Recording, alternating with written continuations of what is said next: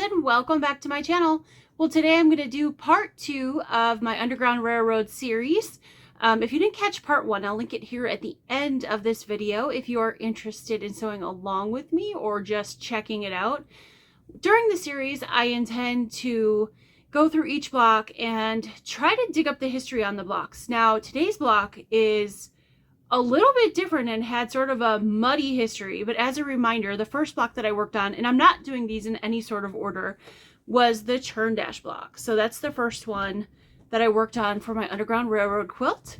Today's block is going to be, if you haven't guessed from the quilt behind me, the Jacob's Ladder block. And like I said, this one has sort of a different sort of history. There's not really any clear-cut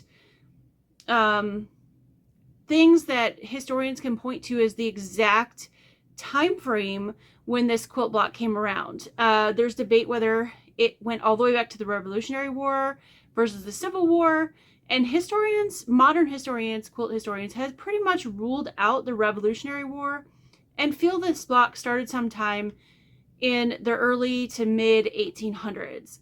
So, but as most of us know, back then, a lot of folks, a lot of women in particular, didn't know how to read and write. So a lot of the histories back then of quilt blocks were passed down orally. And so that's why some of the history is a little bit muddy along the way for some of these older blocks. But I love some of these older blocks, and I think it's a good thing to embrace quilting history if you're a big time quilter like I am, and look into it, and also make things with these blocks. And you don't have to make them traditional if you're not into traditional fabrics. A Jacob's Ladder block is a very traditional block, but it's so versatile and can be used with lots of different fabrics. I've seen it with modern fabrics, primitive fabrics, all kinds of fabrics, and something in between as well. So last year, if you've been watching my channel, if you're new here, welcome. But if you've been watching my channel, you know I made this quilt this past Christmas. And this was actually a Christmas line from Primitive Gatherings. So it's kind of on the primitive side, but definitely not what they would have used in the early to mid 1800s. But I really love how this quilt turned out. And I was definitely very unsure of it when I started making it, because they aren't typically fabrics I used, but I really love it. And I love that I made a traditional quilt. Now, I have been asked if I'm going to make a quilt for every single block besides the block that's going in to the Underground Railroad quilt. No. If I've already got a quilt, or I was thinking about making a quilt with that block, I will, and I will show you examples of it like I have with this one and then the churn dash last time behind me. But no, there's definitely a few blocks in the Underground Railroad series that will be made once and that's it. Like the wagon wheel, which we'll get to in a few weeks. But anyway, to tell you a little bit about the Jacob's Ladder history, like I said, it was kind of a muddy history. They don't know the exact origin of when the Jacob's Ladder block came around. It does have the biblical tie with the Jacob's Ladder, of course. It's okay if you're not a religious person, but Jacob's Ladder refers to when Jacob had a dream about angels having a ladder where they could go between heaven and earth. And so that's sort of where they thought this name came from. But that name, that being said, was not coined until 1915 by an author named Marie Webster. So that came later. The first name that this was ever coined was actually the railroad in 1897, and it was in a women's quilting magazine. So this block was named something else before it was ever named Jacob's Ladder. So the railroad is why it's thought it might have been part of the Underground Railroad, or the connection there. So some of the other names that this block has been called were, let's see, Road to California, Gone to Chicago, Wagon Tracks, Trail of the Covered Wagon. So as you can see from those names, all of the names have movement to them, right? So, like you're going somewhere, you're leaving where you're at and moving somewhere else. So another reason why they think there's this Underground Railroad connection with this block. This is one of the most popular blocks in Amish quilting. They use this block a lot, and they feel like it is due to the religious connection, but also probably because it is a very versatile block, and it's a very simple block. It's a very easy block to do. It's just a really pretty block. I love this block. So whether, you know, it's a religious thing, it's an Underground Railroad thing, I think it's a great block to make. So we're going to make one here in a minute.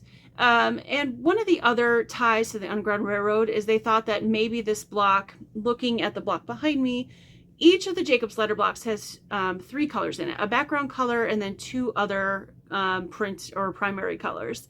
And their thought maybe that the difference between the 2 print colors maybe showed direction. So that was their thinking about how it might have been used in the Underground Railroad. So we'll never know. Sadly, those things weren't written down. And like I said, everything kind of was passed down orally for years until the early 1920s. Then they started writing some of these things down, which is a shame because we lost some history there. So who knows? But that's all I could dig up on this block. Now, a few of you asked me if I'm using a certain book to go by. There are books out there. I did purchase this Eleanor Burns Underground Railroad Sampler book. You can use this. These are all blocks that you can find for free on the internet because they are all older blocks. So you can go out there and find them. You don't have to purchase a book, but it is a good reference book to have. And also there are a couple of novels. They're not quite sure if they're fiction, nonfiction, because again, they were told orally to people and they were written down. But there's a few books out there on the Underground Railroad quilts. So if you're interested in those, I will link them down below. These are all linked to Amazon. I don't make any money off of these. It's just for your informational purposes if you're interested. I know I was very interested and excited to read them. So, so that's where we're at with that. So I think that's about all I have to say about the Jacob's Ladder. Like I said, the history is really interesting. They don't know specifically when it came along, but it seems like it came along in the 1820s to 1850s. So was it part of the Underground Railroad quilt? Were there Underground Railroad quilts? That's still a big question mark too. But I like to think that there were, because quilting is such a huge part of history. So with that being said, let's get started and make our Jacob's Ladder block. To get started with the Jacob's Ladder block, you need 3 different prints or a background fabric and 2 contrasting colors. So for my background fabric, I cut 2 5.5-inch squares and 10 2.5-inch squares. From the piece that I'm going to use in the 4 patch blocks, because we're going to make 5 4-patch blocks, I cut 10 2.5-inch squares. And from the color that I'm using for my half square triangles, because we're going to have 4 half square triangles, I cut 2 5.5-inch squares. Now these are going to be cut down to 4.5-inch squares. So if you want to do a different method, feel free. If you want to cut them smaller, I did the oversized method, so that way if you're not perfect with your seam allowance, you can trim them down and make these perfect. But if you want to do the 4 at a time, that's perfectly fine as well. Whatever works best for you. This will make a 12.5-inch square. So again, if you make 2 5.5-inch squares out of this color in the background, and then 10 2.5-inch squares with this in the background, that'll be what you need for a 12.5-inch Jacob's Ladder in the way that I make it. All right, so I'm going to get these out of the way. And the first thing we're going to do is I'm going to lay out my pieces for my 4-patch. Now you're going to make 5 4-patch blocks. So they're going to go together just like that. So I'm going to go ahead and sew those together.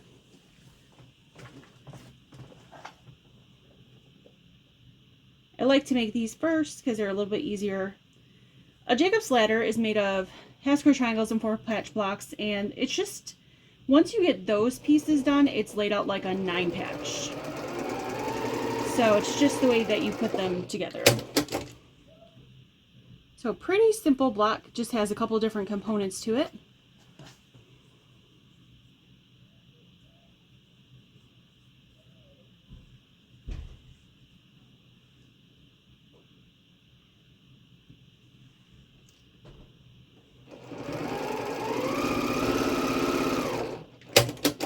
Okay, I'm gonna press these towards the darker fabric or away from my background fabric.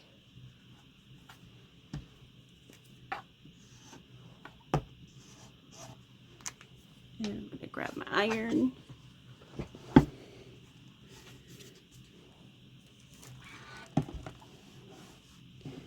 Give these a press.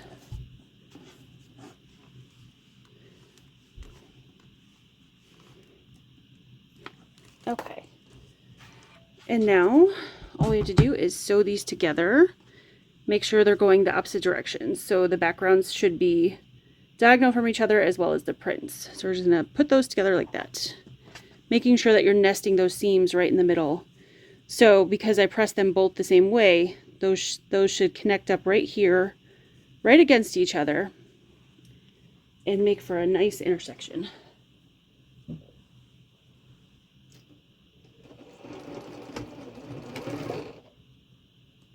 I usually take a couple stitches and then stop and line up. But if you want to pin these, you feel free to pin these. I'm just not much of a pinner, but you definitely can. So I'm going to make sure I got that lined up well. I did. And then we're going to give this guy a press.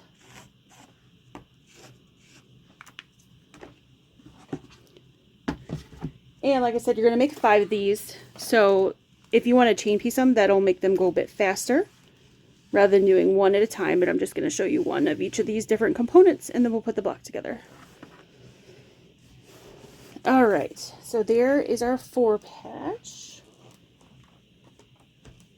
I'm going to set that guy aside. And now we're going to make our half square triangles. So I'm going to grab my 5.5 inch squares, and I am going to grab a ruler and a marking pen, your favorite marking tool. I'm going to flip my background on its back side, or so the wrong side is up, so the right sides touch. And then I'm going to draw a line corner to corner, one of the directions, and I'm going to sew a 1/4 inch on both sides of that line to make our 2 half square triangles. Again, you can do your half square triangles whatever way you like. I know there's lots of different methods out there. We need 4 for this, so you could do the 4 at a time, or you could go down as little as, you need these to be 4.5 inches, so you could do 5 inches. But this just gives, especially the beginners out there, a little bit more wiggle room if your seam allowance isn't perfect, if your 1/4 inch isn't perfect. So, okay, I've got my line drawn there, and put my pen away. And I'm going to sew a 1/4 inch on both sides of the line.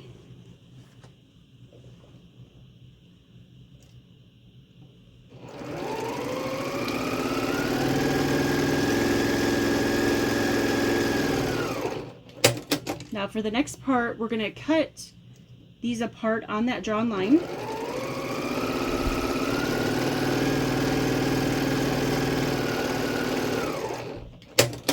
And then again, I'm going to press them towards the darker fabric or the non-background fabric. And then we'll trim these down to 4.5 inches square. Now, there's lots of different ways you can trim half square triangles. There's different rulers. If you like the perfect slotted trimmer, now would be the time to use it before you iron. If you like the block lock, you're going to want to iron first. But I'm just going to show you with a regular old ruler. Because I want to show you that you can do just about any block with a regular ruler. You don't need specialty rulers. They're nice to have, but they're definitely like an expense that you don't need to do. So, money that you don't need to spend.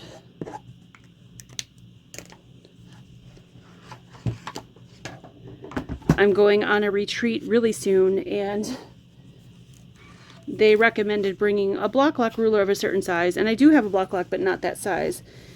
So I decided I was not going to bring one, because all it's for is to trim down half square triangles. And like I said, it's just an added expense that I don't need, so I'm not going to do it. I'm just going to use a ruler that I have. So it's all about using what you have. And it doesn't make you less of a quilter, it doesn't make me less of a quilter, and everything's still going to come out perfectly fine. So So, all right, so I'm going to grab my ruler again, and I'm going to trim these guys down to 4.5 inches square. So I'm going to put my diagonal line on my ruler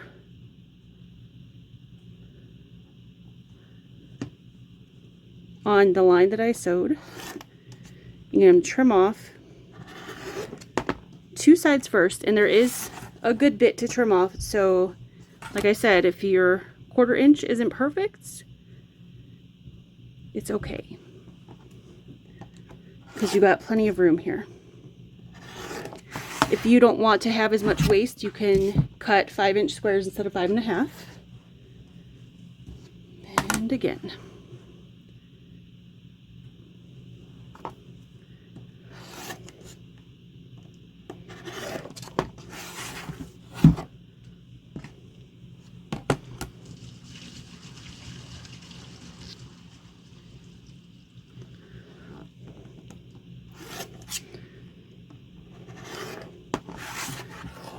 All right, I'm going to gather up all my pieces and then show you how this block goes together, because once you've done your half square triangles, and you're going to need 4 half square triangles, so 2 sets of these, and all of your 9 patches, then we're ready, or 4 patches, I'm sorry, we're ready to put this together. And like I said, it goes together like a 9 patch. Let me close that so I don't hurt myself. So it goes together really, really quickly and easily. Okay, to save a little time, I already did my middle and my bottom row, but I'm going to show you how this goes together. So all your 4 patch blocks should be going the same direction. So your print or your non-background fabric should be in the top left and bottom right, and I have the same, it's going the same orientation all the way through. So I'm going to put this one down here with the same orientation. Then your half square triangles, the top middle and the middle row, the right hand side, those 2 need to touch. I'm going to say they're kissing. So those need to kiss right there. And then your other 2 half square triangles need to kiss right here. So that's going to create the ladder effect. If you turn this the wrong way, you're going to start to get like a friendship star look. So you don't want to do that. And then of course, that's going to take away from your ladder. So you'll be able to tell, because it won't look like this ladder effect that we want here in the middle. So make sure your 2 half square triangles here are touching and your 2 here are touching. Okay, so we're going to go ahead and sew this row together. I'm going to bring all this over to my machine.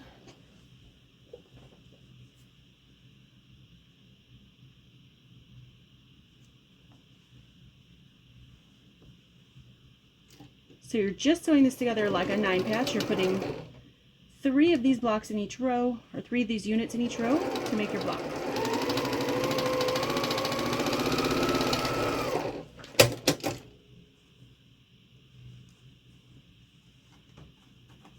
And it doesn't really matter which way you press.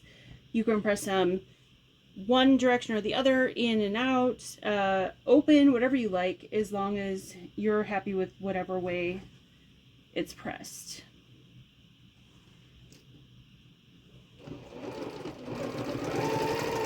I did press towards my half square triangle, so I pressed the middle row out towards, and then this one in, the bottom row in towards my half square triangle.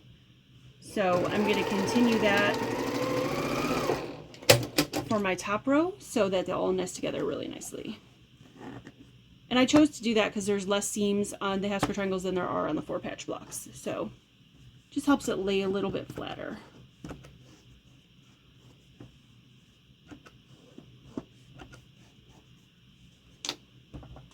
I always try to press, if there's different units in a block, if they're all the same, I press each row opposite. But if there's different units in a block, I always try to press towards the unit that has less seams in it, because the pieces will lay down a lot nicer and your block will look a lot nicer. So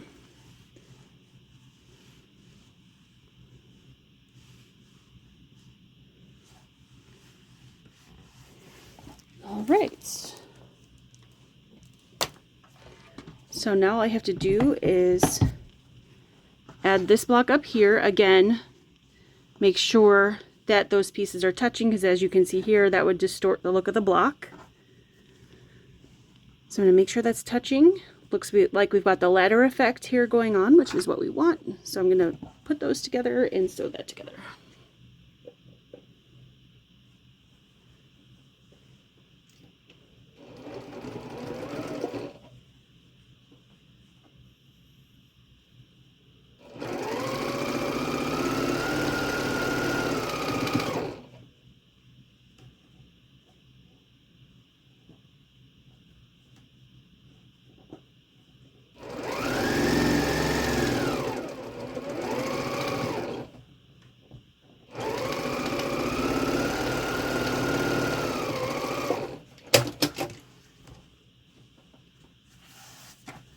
Alright, so there's our Jacob's ladder block. All I have left to do is press this. It doesn't, again, matter which way you press it. I pressed the bottom row down, so I'm going to press the top row down just to make it all go one direction. But if you like open, if you like them to go opposite, totally up to you. Okay.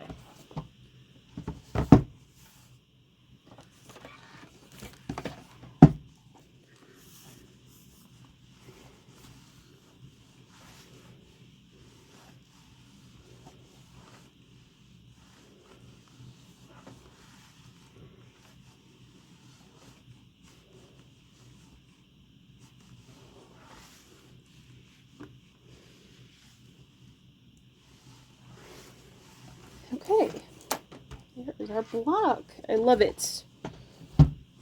Here's our block completely finished. Well, thank you so much for joining me today for part 2 of my Underground Railroad series.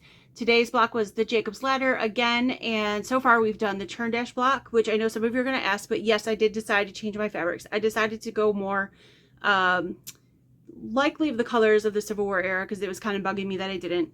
And I did the double turn dash, but the single turn dash is just fine. But if you like the double turn dash, you can find instructions anywhere on the internet for that. And then I also today made the Jacob's Ladder blocks. Now I have 2 of the 16 blocks done. I don't know which block I'm going to do next. I'm just going to pick one. I'm kind of doing them out of order for what they're going to go in the quilt. But I hope you enjoyed that, and I'll see you soon for part 3. Take care, everybody, and keep stitching. Bye.